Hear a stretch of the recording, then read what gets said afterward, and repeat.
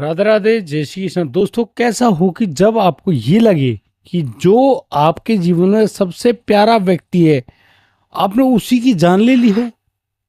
आप उस अपराध बोध में ऐसे डूब गए हैं कि जिस इंसान को आप सबसे ज्यादा चाहते हैं, जिसके हर ख्वाब को आप पूरा करना चाहते हैं, उस इंसान से ही आपने हाथ धो बैठा हो और आप उस क्रिया को करने वाले कोई और नहीं है, सिर्फ आप हैं। तो आपको कैसा लगेगा यदि आपके हाथ द्वारा ही आपके किसी अपने खास की जान चली जाए। दोस्तों, उस आदमी का जीना तो जीना, मतलब आगे मैं क्या कहूँ। वो आदमी इतना ज़्यादा दुखी हो जाता है, लगातार स्लीपिंग पिल्स ले रहा है, डॉक्टर को दिखा रहा है, लेकिन उसको जरा सा भी आराम नहीं है। हमारे पास एक शख्स आते हैं, वो हमसे एक बात कहते हैं कि उनसे कुछ ऐसा ही अपराध हो गया है और उसी अपराध बोध की वजह से वो लगातार उस जो भी घटनाक्रम हुआ उसका खुद को जिम्मेदार समझते हैं। वो चाहते हैं उनका कोई सॉल्यूशन हो। वो साइकेट्रिक के पास गए, डॉक्टर्स के पास गए, उन्होंने बहुत सारे इलाज ट्रीटमेंट लिए, लेकिन कुछ भी नहीं। वो अभी भी ऐसे ही महसूस करते हैं जैसे कि वो बस अभी हुआ हो, हाल ही में, जबकि उस हादसे को हुए करीब 3 साल गुजर गए। 3 साल से उस व्यक्ति की हालत इतनी ज़्यादा खराब है, उसको चलने में भी हेल्प देनी पड़ती है, वो खुद पैदल नहीं चल पाते हैं। दोस्तों, आइए जानते हैं उनका जब पीएलआर हमने किया तो कैसे चौंकाने वाले रहस्य सामने आए और फिर उसी रहस्य ने उस व्यक्ति को जीने की वजह दी, कि ऐसी वजह दी जिसके तहत वो आज खुलकर जी भी रहे हैं, उनको शांति भी है और सुख भी है।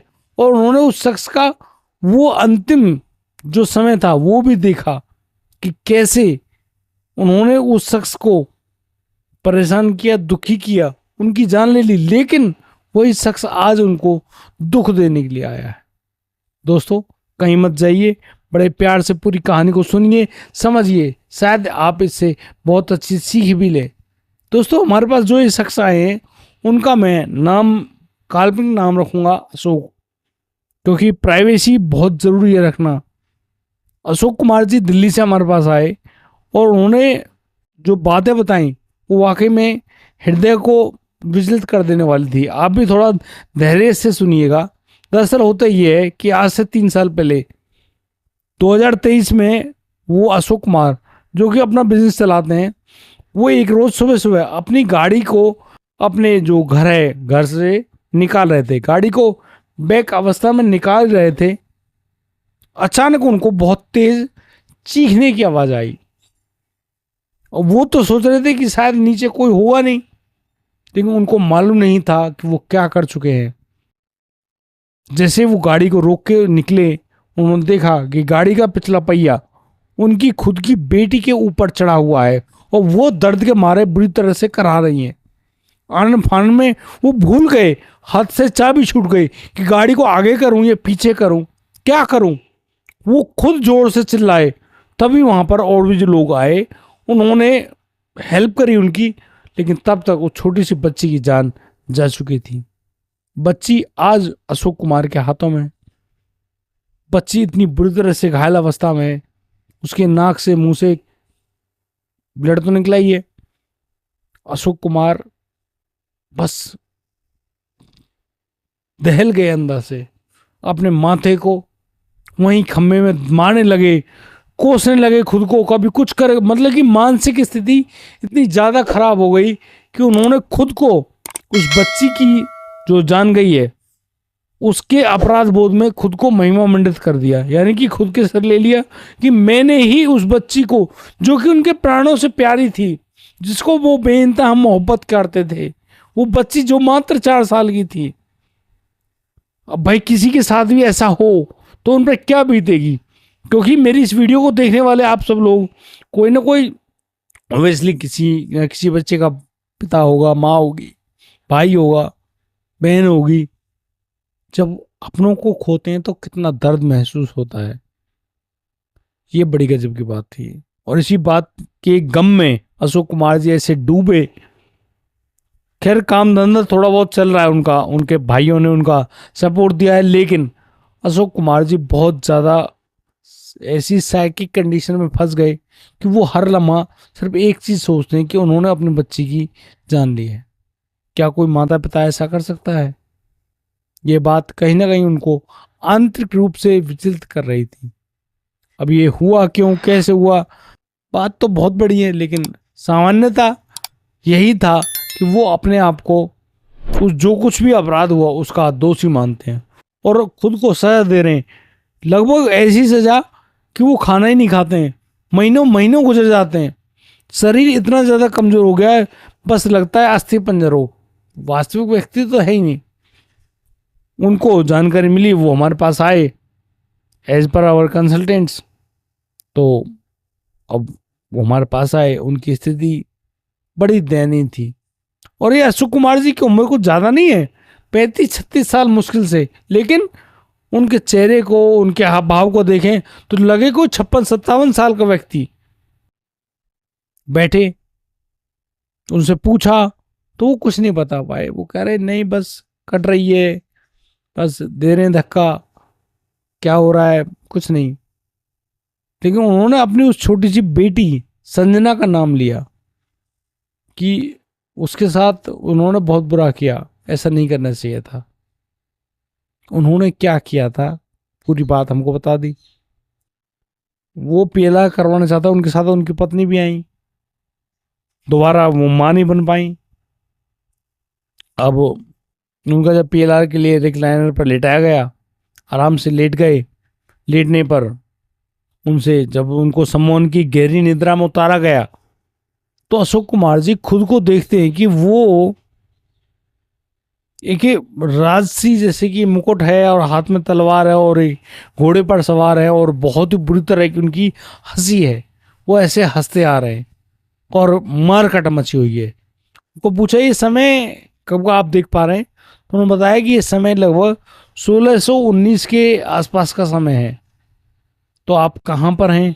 कहा कि एक बड़ी सी पहाड़ी उनके पीछे है, वो चलते हुए आ रहे हैं, उनके साथ और भी घुड़सवार हैं और वो उनके सेनापति के रूप में है। ठीक है, आप समझ में आ गया कि आप लूट मार कर रहे हैं, कोई डकैत किस्म के हैं नहीं, हम एक राजा की टुकड़ी है और हमारा काम यही है लूट खसोट करना। ठीक है, ये बात समझ में आ गई। तो आप हिंदू हैं या मुस्लिम हैं? तो उन्होंने कहा कि उनको दाढ़ी है। वो अपनी आइडेंटिफाई नहीं बता पाए, लेकिन उन्होंने बताया कि उनकी दाढ़ी है। तो आप भी समझ गए होंगे। और वो एक गांव में घुसते हैं और वहां पर बिल्कुल बहुत बुरी तरह से उन्होंने तबाही मचा रखी है, मारकाट मचा रखी है। और उसी मारकाट के अंतराल में उन्होंने एक घर को बिल्कुल तबाह कर दिया। अब घर को तबाह कर दिया तो उस घर में से एक बच्चा है, लगभग 7-8 साल उसकी उम्र है, और वो उनके सामने हाथ जोड़कर गिड़गिड़ा रहा है कि उनको मत मारिए। लेकिन वो जो शख्स है, जो दाढ़ी वाला है, घोड़े पर सवार है, उसने उस पर बिल्कुल भी दया नहीं दिखाई और वो एक ही झटके में उस सर को धड़ से अलग कर दिया। उस मामूली से बच्चे की उस चीख पुकार को नहीं सुना, उसने ये सब कर दिया।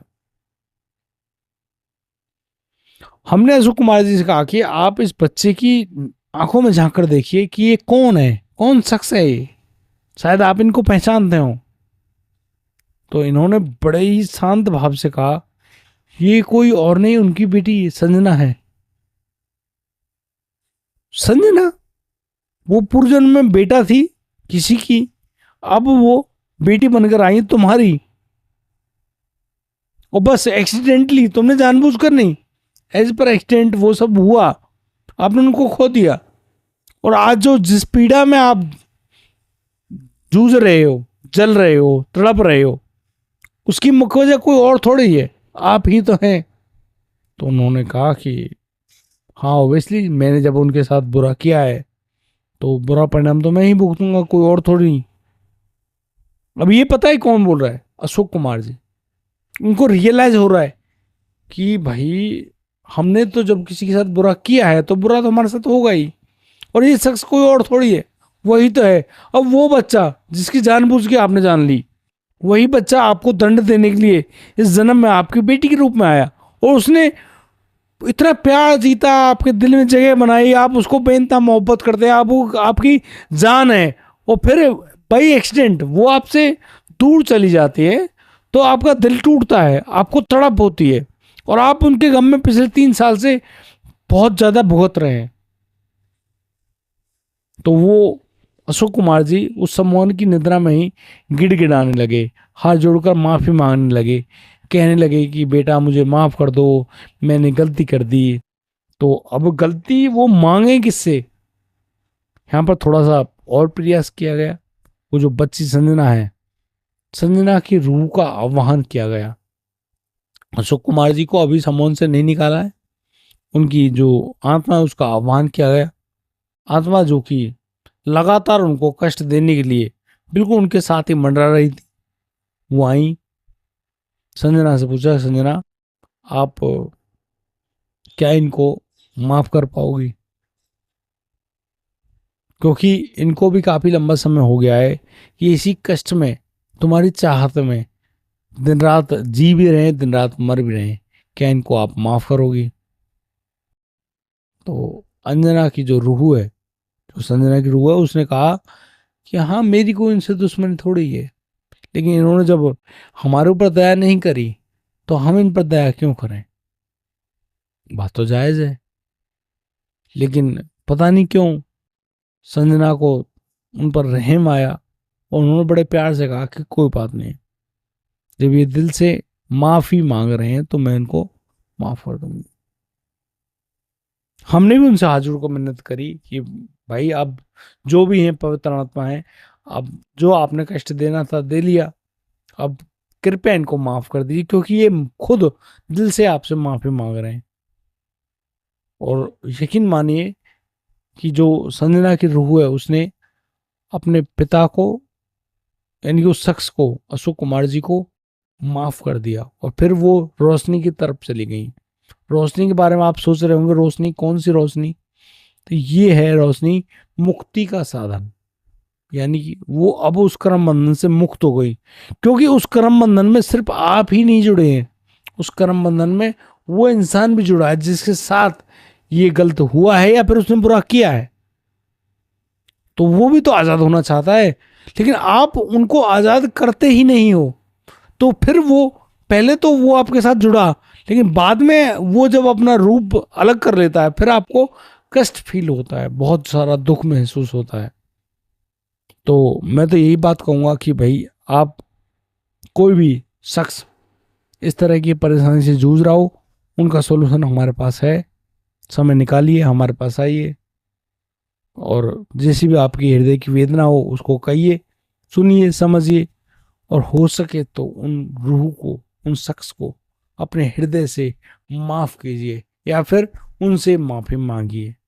यदि किसी ने आपके साथ बुरा कर दिया है तो आप उनको माफ कर दीजिए, कह दीजिए कोई बात नहीं भाई, जो हुआ सो हुआ, कोई बात। और जिसके साथ आपने बुरा किया है उनको, उनसे हाथ जोड़कर माफी मांगे, भैया, हे आत्मा, हे परमात्मा, मुझे माफ करो, क्योंकि मैं दंड का भागी हूं, मुझे दंड मिलना चाहिए, और जो भी मैं भुगत रहा हूं वो दंड आप मुझे दे रहे हो, इसलिए मेरा इस दंड को भुगतने में आप सहायता कीजिए, और हो सके तो मुझे माफ कर दीजिए, मुक्त कर दीजिए। और दोस्तों ये गजब का काम करता है, आपका सॉरी बोलना गजब का काम करता है। जैसे कि आप किसी कार्यालय में कार्यरत हैं, आपसे कोई गलती बन जाती है, आपके कोई बॉस है या फिर आपसे बड़े सीनियर हैं, कोई सुपरवाइजर, कोई भी हो सकता है भाई, वो आपको गलत ठहरा भी रहे, आपको आपकी गलती दिखा भी रहे, लेकिन जब तक आप अपनी गलती को नहीं मानेंगे वो आपको माफ नहीं करेंगे। तो अब यहाँ पर माफ कौन करेगा, आपको माफ करने वाला कोई और शख्स नहीं होगा, आप ही होंगे। अब आप जब खुद को माफ कर देंगे, उस शख्स को माफ कर देंगे, तो परेशानी, समस्याएं छटना शुरू हो जाती हैं। ये रियल लाइफ के बता रहा हूं मैं आपको उदाहरण, जब ये रियल लाइफ में काम कर सकती है, तो क्या ये हमारी जो एस्ट्रल लाइफ है, यानी जो हम रूह के रूप में होते हैं, जो आत्मा एक्चुअल में है, तो हम आत्मा ही, शरीर धारण कर रखा है, और ये विभिन्न शरीर हैं, तो इनमें नहीं जाकर हम सिर्फ रूह की बात करेंगे, जो हमारा एस्ट्रल आकाशिक वर्ल्ड है उसके तहत हम उनको कहेंगे कि ठीक है, आपको रिलीज किया, आप मुक्त हो, तो कृपया अगर हो सके तो मुझे भी मुक्त कर दें। अगर आप ऐसा कर देंगे तो आप ऐसे कष्टों से मुक्ति पा लेंगे। ऐसा ही हुआ अशोक कुमार जी के साथ। अशोक कुमार जी जब अपने पास्ट लाइफ रेग्रेशन से बाहर आए और बिल्कुल सही स्थिति में हमारे पास बैठे, तो अब उनमें एक नई ऊर्जा का संचार देखने को मिल रहा था। वो गजब की बात, जो ठीक ढंग से बोल नहीं पा रहे थे, उन्होंने कहा कि भाई साहब, वो अब ऐसा लग रहा है उनको कि बहुत बड़ा पत्थर उनके सीने से उतर गया हो, वो बहुत ही हल्का महसूस कर रहे हैं। अब उनका जो थेरेपी का टाइम आया, थोड़ी सी थेरेपी दी गई उनको, बड़े आराम से उनकी जो ऑरा है उसको हील किया गया, बहुत सारे नेगेटिव एनर्जी को उसकी बॉडी से अलग किया गया। वो काफी अच्छी स्थिति में है।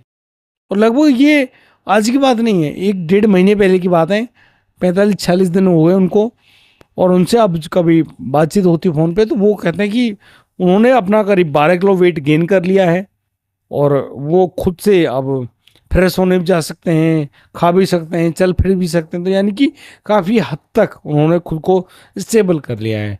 तो इसलिए दोस्तों, यदि कोई व्यक्ति इस तरीके से परेशान है, दुखी है भाई, क्योंकि किसी ने बेटा खोया, किसी ने बेटी खोई, किसी ने माँ बाप खोए, किसी ने बहन भाई खोया, किसी न किसी ने खोया जरूर है, लेकिन हम पता नहीं क्यों उनके मुंह में, उनके उस प्रेम जाल में हम ऐसे फंस जाते हैं, बस उनसे अलग ही नहीं हो पाते हैं। तो प्लीज़ ऐसा मत कीजिएगा। और शास्त्रों ने कहा कि वो ये आपके कष्टों का कारण है, तो इस तरीके से आप अपने आप को प्रताड़ित ना करें, शांति से आगे बढ़ें, क्योंकि यही आपका सबसे बेहतरीन तरीका है आपको ठीक करने का। बाकी किसी के पास कुछ नहीं है, जिसके पास है वो भगवान की कृपा है। भगवान का नाम लेते रहें, आगे बढ़ते रहें। आज के लिए सिर्फ इतना ही। राधे राधे, जय श्री कृष्ण।